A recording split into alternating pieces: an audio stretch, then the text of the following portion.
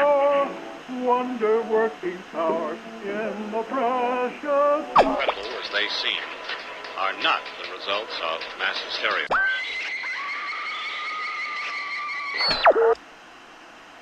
You may wish to adjust the dial. You're currently tuned into the wrong station.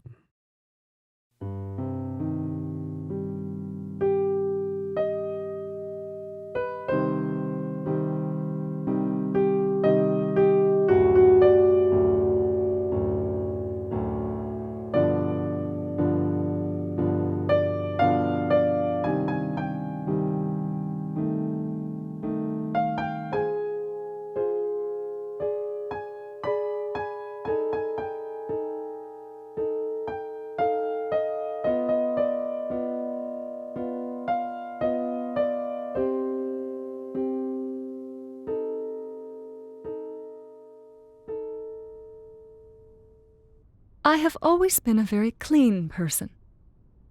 I've always lived a very clean life. Consequently, I have always been infected with a horror and fascination with anything dirty, unclean. It has been so foreign to me, you understand. When I was 10 years old, I loved, like most girls at some point, horses. My grandparents had owned a farm. It was in my blood, I assumed. I read every story about horses in the school library. And then, having convinced myself I was going to become a veterinarian, I signed out an old veterinary medicine textbook and sat reading it on the gray carpeted bleachers at the back of the stacks, underneath the white fluorescents. This was where I first discovered the worms. In the middle of that book, a section of full color plate photographs stood out. I turned to them eagerly, imagining images of horses in the full burnish of restored health.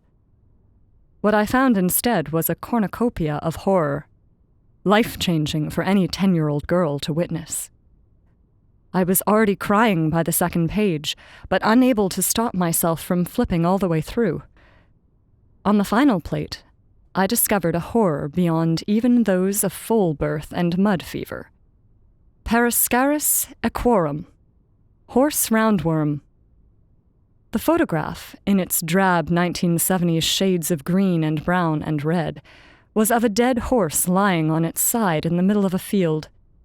A neat square aperture had been cut into the horse's swollen belly, and through this red lacuna a length of intestine had been pulled. Someone was holding this length of intestine like a bouquet of flowers. They weren't wearing any medical gloves. And just beyond the end of their grip, the intestine had been sliced neatly open so that it looked like nothing so much as an overstuffed wrap.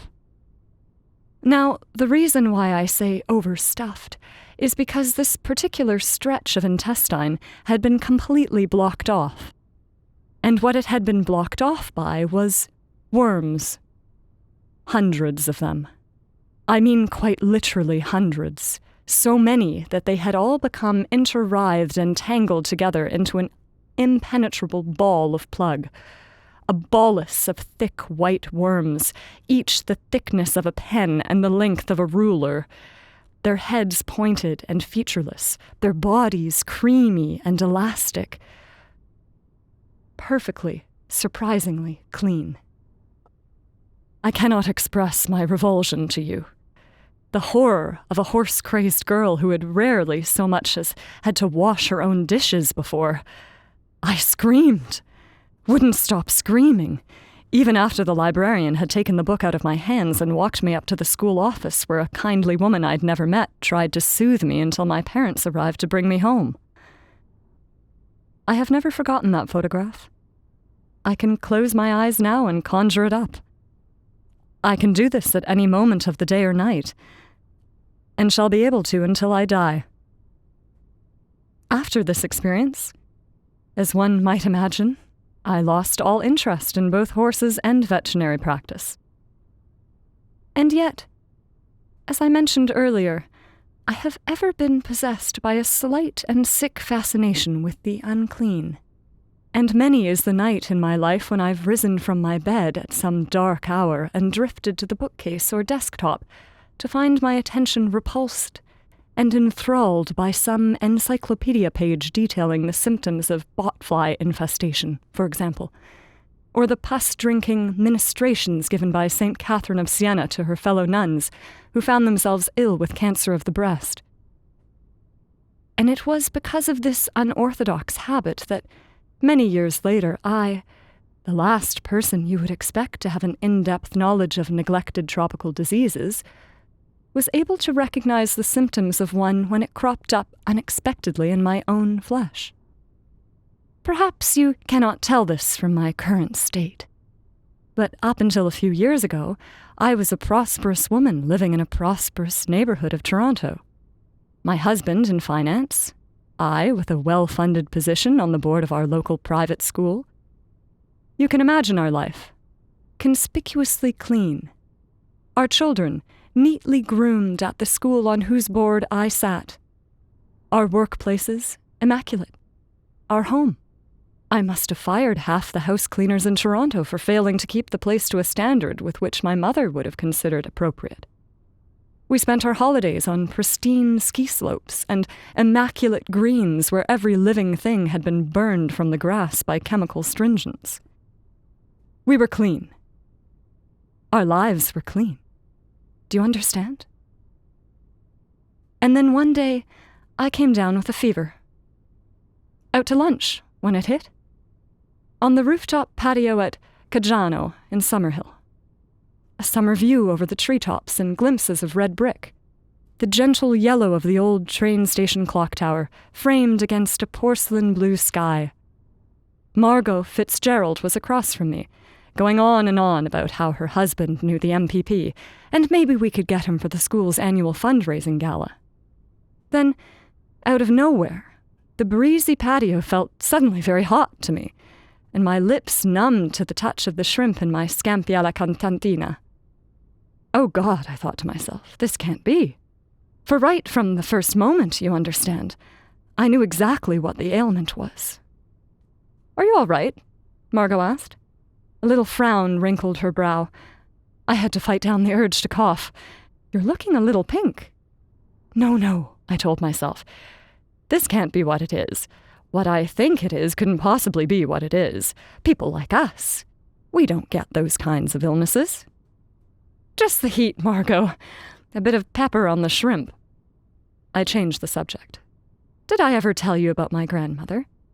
By that point, I'm certain it was quite clear I was in significant discomfort. I could feel my face swelling and reddening, my throat cinching shut like the waist of a summer dress. But if it was obvious, then Margot had the good breeding not to draw attention to the fact. Yes, a little, she said. Didn't she come here during the war? Before the war. I could hear the strain in my own words. The first war. Spent the first winter in a sod hut made from an upturned wagon. In Saskatchewan. Imagine. Margot attempted to laugh, but her smile faltered as I coughed wetly into a napkin.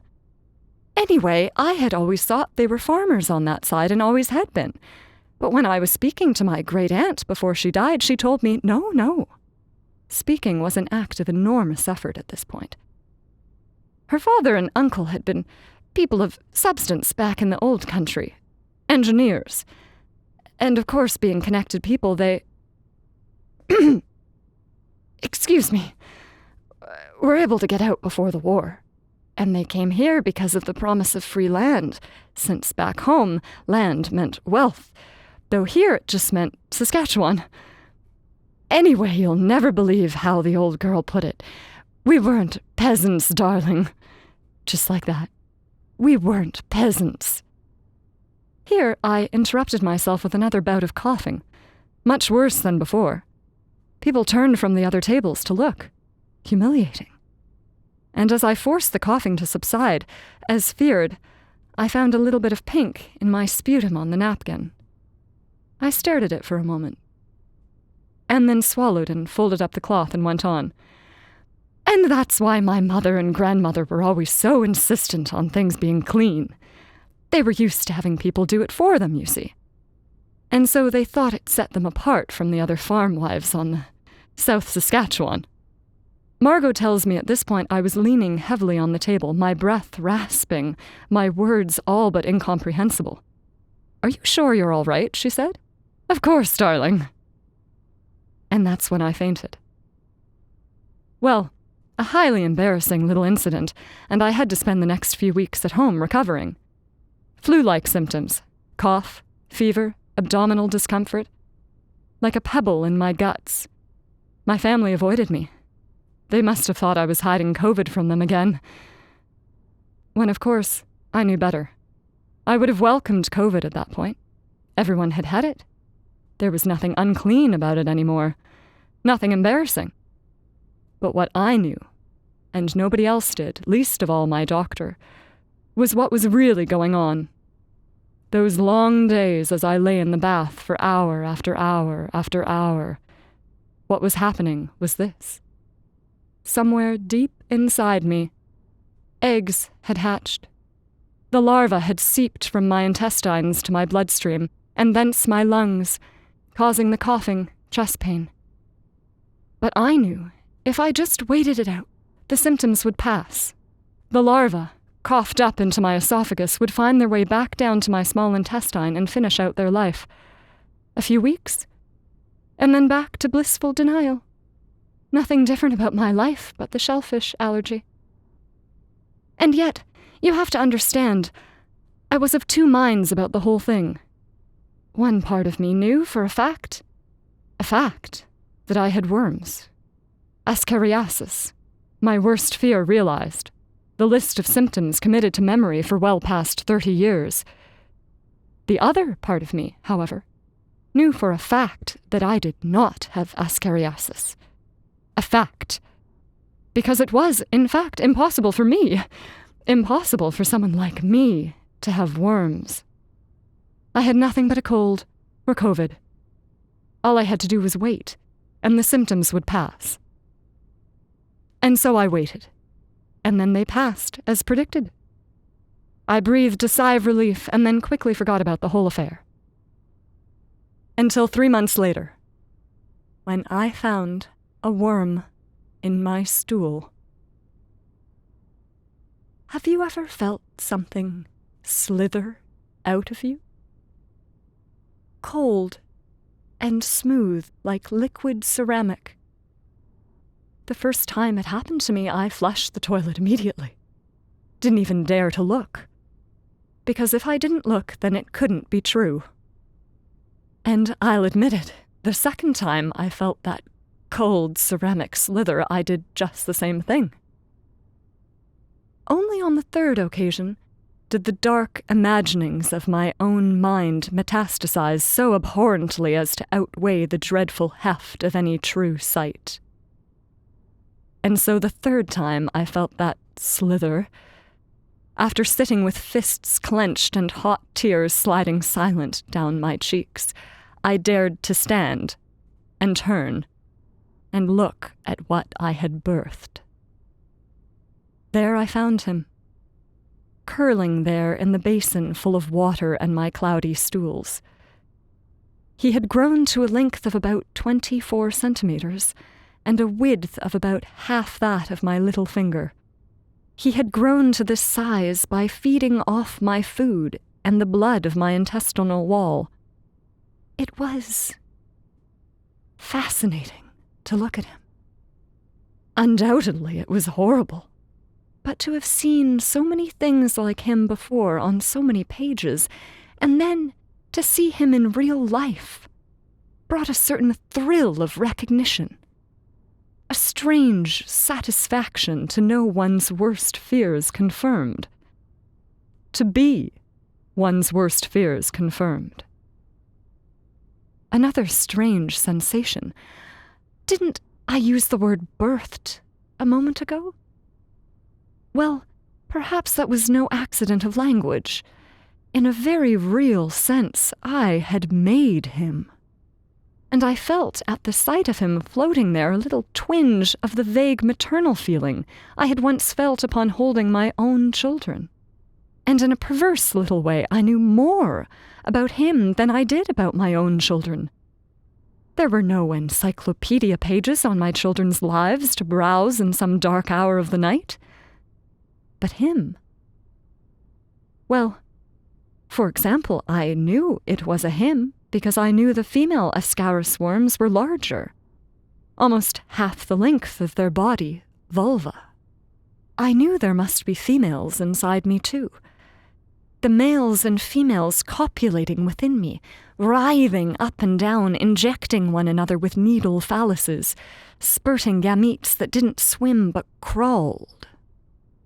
In my own way, I was a participant in this process, mother and lover both. I shared a dry little laugh with the worm at that thought. I said aloud that it was the most action I'd had in years. And can I confess something to you? That the thought, however horrible it was, brought a little twinge of intrigue to my mind? A little flush to my neck? There was a secret world inside me, a world as different as could be imagined from the stale round of restaurant openings and private school fundraisers. And so I made a decision in that moment. Perhaps it was the wrong decision, but it felt right then, like something supremely, divinely right. I left the bowl unflushed and closed the bathroom door behind me. Returned a few minutes later with a jar and a pair of kitchen tongs.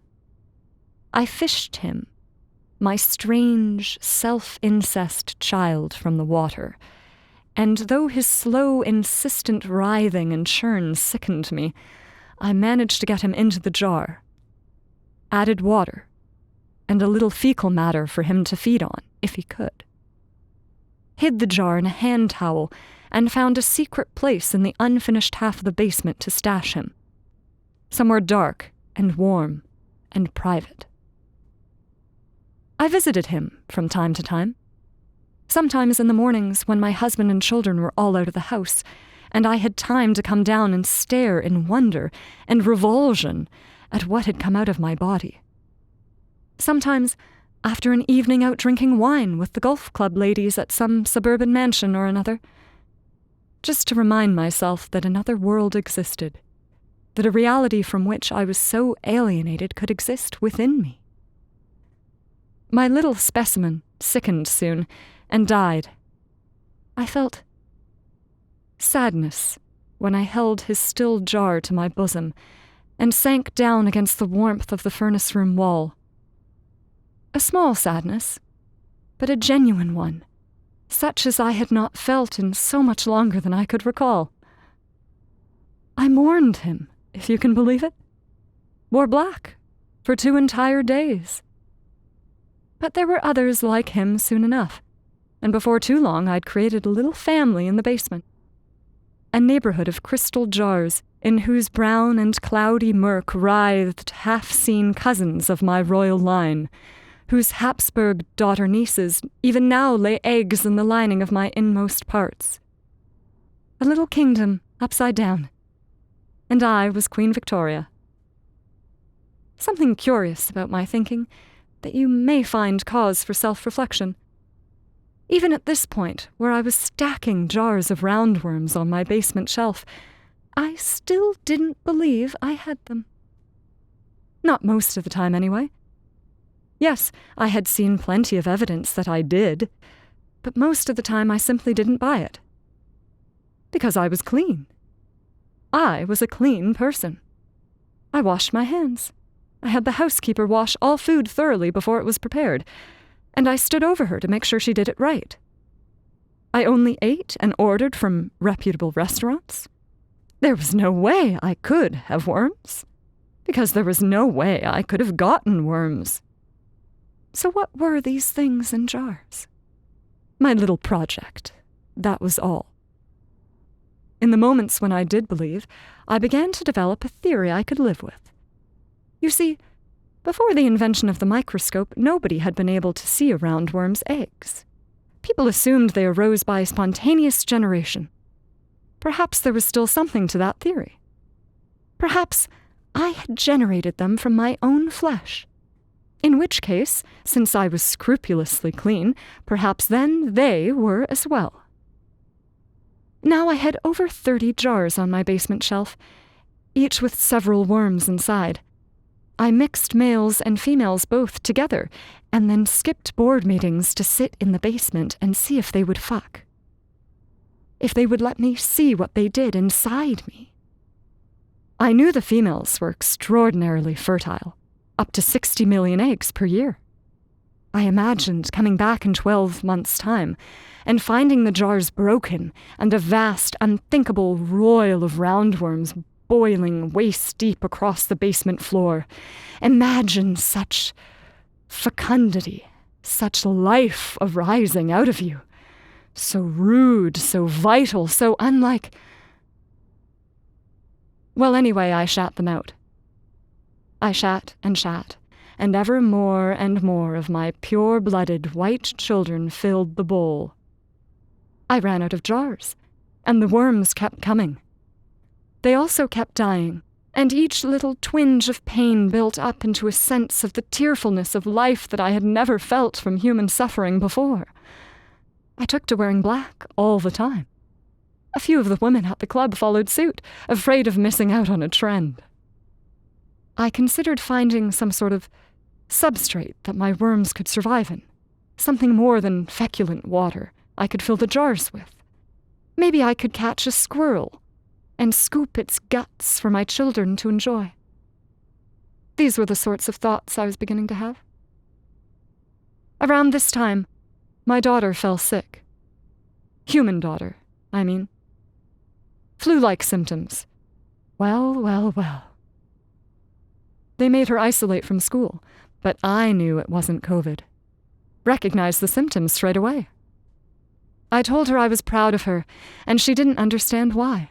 But you understand. And so I can explain it to you. My worms were clean, spontaneously birthed, and so there was no way I could have transmitted them to my daughter. Which meant her worms were also virgin-born, miraculously conceived. How else?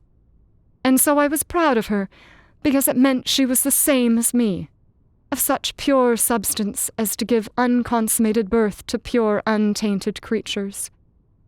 White simplicities of minimal and elegant platonic form. Well, she told me she wanted to see a doctor. I told her not to bother. Just some little bug that's making all the rounds. Most of the ladies at the B&R have it now, I told her. I even had the same thing a few months back, remember? And I recovered fully, didn't I? I didn't, at the time, understand the queasy look she gave me. And was my behavior so transformed? Only for the better, I thought. So I wore black and dressed in a veil everywhere I went. I looked good, especially since I had lost more than 30 pounds.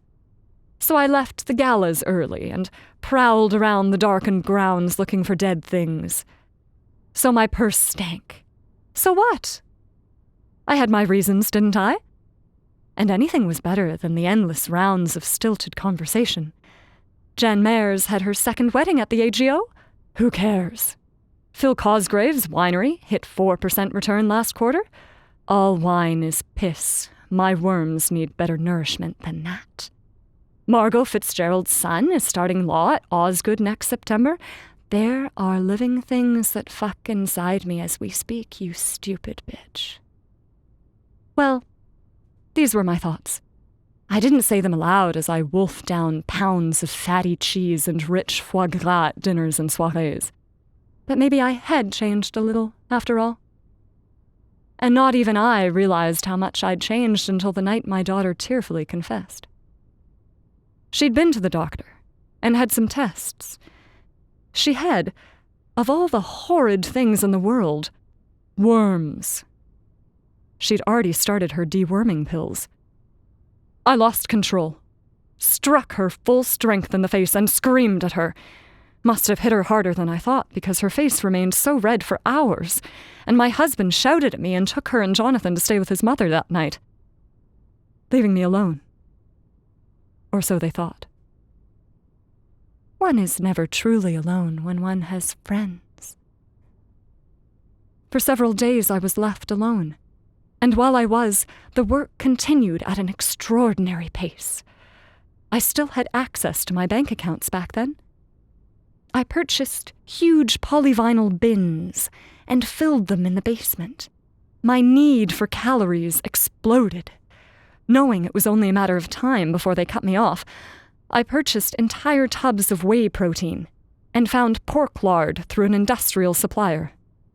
The drums of lard were especially useful. Once I had emptied one, I could refill it with my young. I drank water ceaselessly, for I lost hydration in extreme volume with my writhing splats. Electrolytes were of major concern. My lips became chapped and burned from the eating of fistfuls of salt. But the work continued. I barely slept. A frenzied energy was upon me, a sense of great mission, and in the dark hours of night I would wander through my neighborhood, pollinating doorknobs and mailboxes with my wet touch. Great fecundity. 60 million eggs in a lifetime, and how many thousands, how many tens of thousands were now pounding and thronged inside of me. My belly had begun to grow. For so long I had felt pregnant. Now I truly looked it. There were hurdles, of course. When police came by for a wellness check, I was not home. When the orderlies from a private clinic often called upon by people of my station broke in to take me for help, I was fully submerged in one of the writhing drums of my own stool, with only a snorkel from our old Bahamian vacations, breaking the surface to give me away. The orderlies did not look too closely, did not even make it down to the basement, because of the power of the smell. I liked it in the drum, the temperature of its fluid so close to that of my own body that it was like being at one with the world. When the vibration of the orderly's footsteps faded and the front door crashed shut, I emerged. Milk-white Aphrodite birthed from the ocean foam, and ran with watery footsteps up the carpeted stairs to the second-story washroom. I had known I would have little time to act once the extent of my work was discovered. I had known that lesser minds would find themselves alienated by its scope until they could be made to see. I bathed myself, though I found it disgusting to be touched by water from any source less pure than that of my own virginal interiors. Indeed, for 2 days at that point I had been subsisting on a perfect cycle. Yet I cleaned myself, as I had done in the days before I understood what true cleanliness meant, and I used perfumes of disgusting floral scent, and I inked my eyelashes and painted my mouth as best as I could remember how to do. Then I went out. The private school was only a few blocks' walk away from the great house where we lived. It was twilight then, and with the darkness of huge front-yard oaks and cherry trees to shade me from the darkening sky, the dim cast-iron lamp-posts that our neighborhood still maintained at private expense, I drew no attention as I hurried down towards the school's Jacobean bulk. I was, as you will recall, a member of the board, though perhaps they had revoked that status from me as I left them all behind. They had not, however, been able to reclaim my key. I let myself in through a side door. It was half an hour until the gala. Black-clad caterers had finished all their preparations, and now stood in sullen circle by a service door, burning cigarettes. They didn't notice me. And inside, the staff and students were all gone, the guests not yet arrived. I knew my way, of course. For 15 minutes I was unsupervised around the food and drink. I only needed 10. Then locked myself in the janitor's basement washroom. There I waited, with the lights out, chuckling to myself in silent jubilation. In the dark spaces inside me, I think I felt my children chuckling too. How many times had I planned the school gala? How well were its patterns and timetable aligned with my own circadian rhythms?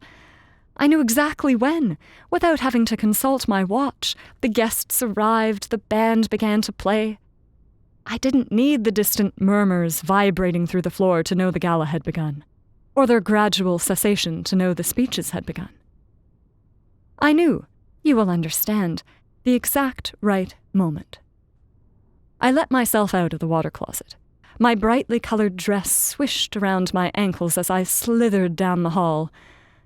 At the bottom of the right set of stairs, I paused, seeing the dim golden glow of the dining hall above, hearing the quiet rumble of the dean as he gave his time-worn speech. Then I skipped up the steps and strode into the middle of the hall, my heels click resounding from the old hardwood floors, the hammer-beam vaults above. There came a gasp and a silence. A clink of cutlery let fall from nerveless hands. I smiled around me through my red-rimed lips. 200 people gathered there at satin-draped tables, and all of the old familiar faces. "I'm here," I announced, cradling my heavy belly, "because there's something you should understand." My husband started to say something that began with my name, and there was a murmur of furious consternation from the high table. But I had run that school behind the scenes for so many years. I knew how to control the room, and my voice rose smoothly over top the din.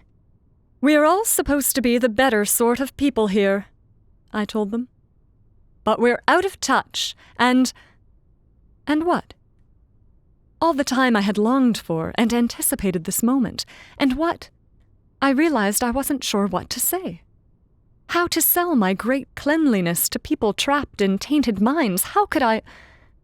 And they wouldn't give me time.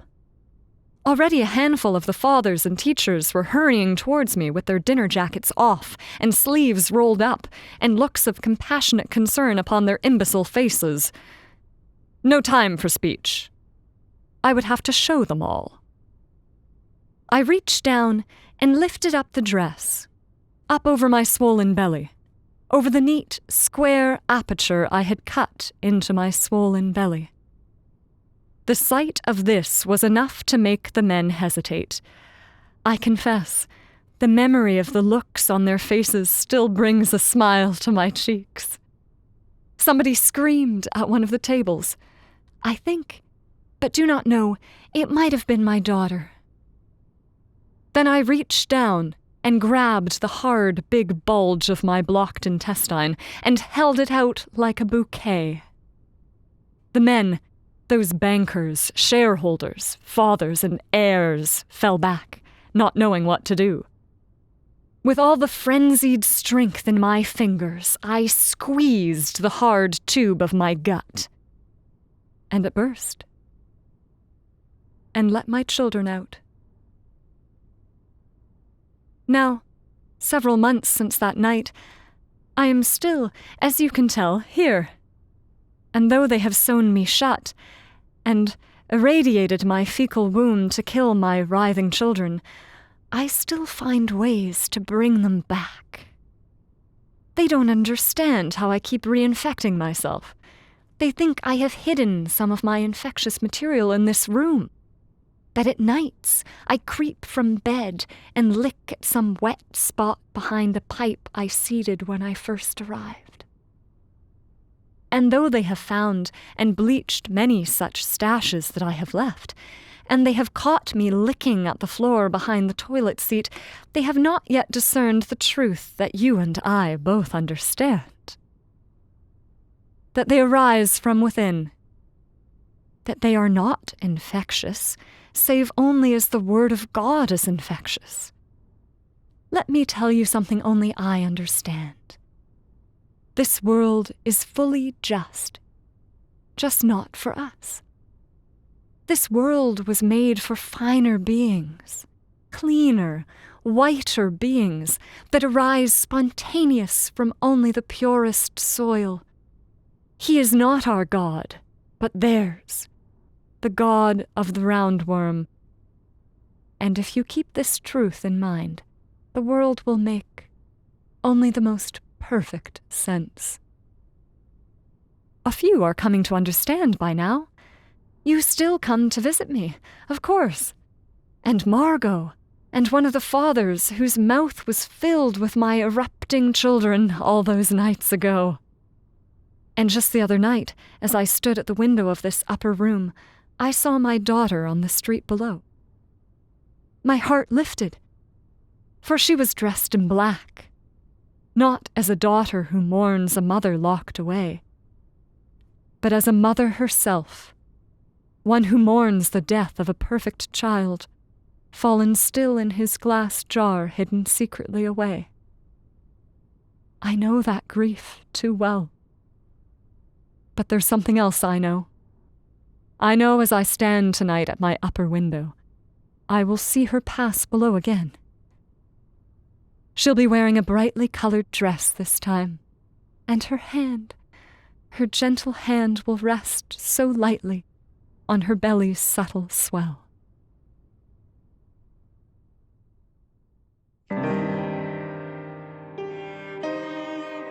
The Wrong Station is made possible with the generous support of our listeners on Patreon. Visit today at patreon.com/The Wrong Station for an ad-free RSS, bonus episodes, behind-the-scenes discussions, and more. This week's episode, Vermis, was written by Alexander Saxton and performed by Rachel Hart.